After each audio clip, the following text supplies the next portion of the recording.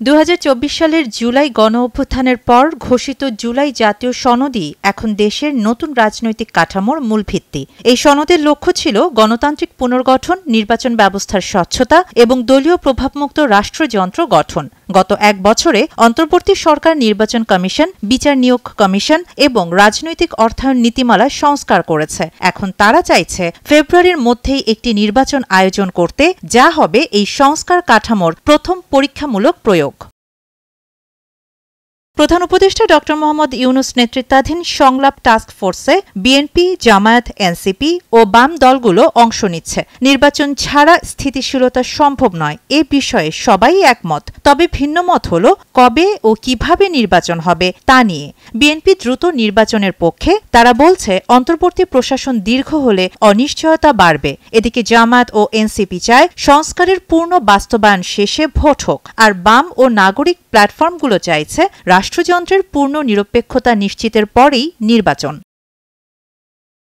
BNP মহাসচিব মির্জা ফখরুল ইসলাম আলমগীরের অভিযোগ, জুলাই সনদে তাদের নোট অব ডিসেন্ট বাদ দিয়ে নতুন কিছু বিষয় যুক্ত করা হয়েছে, যা জনগণের সঙ্গে প্রতারণা। তবুও তার দাবি 2026 সালের ফেব্রুয়ারিতেই নির্বাচন হতে হবে। অন্যদিকে জামায়াত বলছে গণভোট আগে, নয়তো জুলাই বিপ্লব অর্থহীন হয়ে যাবে। তাদের যুক্তি, গণভোটে যদি সনদ সমর্থন না পায় তাহলে নির্বাচনের বৈধতা প্রশ্নবিদ্ধ হবে।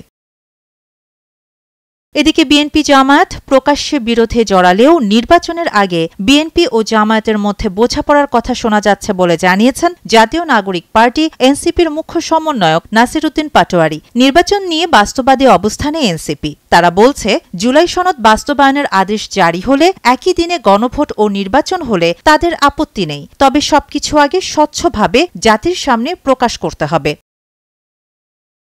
বিশ্লেষকরা বলছেন বিএনপি ও জামায়াতের মধ্যে নেপথ্য সমঝোতা হচ্ছে। বিএনপি নোট অব ডিসেন্ট থেকে সরে আসবে, আর জামায়াত গণভোট আগে করার দাবিতে নমনীয় হবে।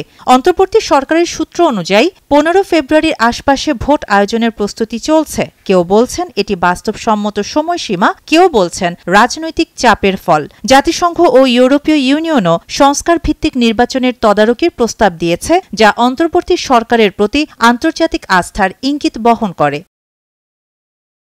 রাজনৈতিকভাবে এখন সব দল একই টেবিলে, কিন্তু আলাদা এজেন্ডায়। বিরোধিতা যেমন আছে, তেমনি আছে গোপন যোগাযোগও। রাজনীতি পর্যবেক্ষকদের ভাষায় এটি বাংলাদেশের ইতিহাসে এক বিরল মুহূর্ত, যেখানে প্রকাশ্যে দ্বন্দ্ব আর অন্তরালে সংলাপ চলছে। শেষ পর্যন্ত ঐকমত্য টিকে থাকলে ফেব্রুয়ারি নির্বাচন হতে পারে জুলাই বিপ্লব পরবর্তী প্রথম সত্যিকারের গণতান্ত্রিক নির্বাচন। কিন্তু যদি কেউ শেষ মুহূর্তে সরে যায়, তাহলে আবারও সন্দেহ, অবিশ্বাস আর স্থবিরতায় ফিরে যেতে পারে বাংলাদেশের রাজনীতি।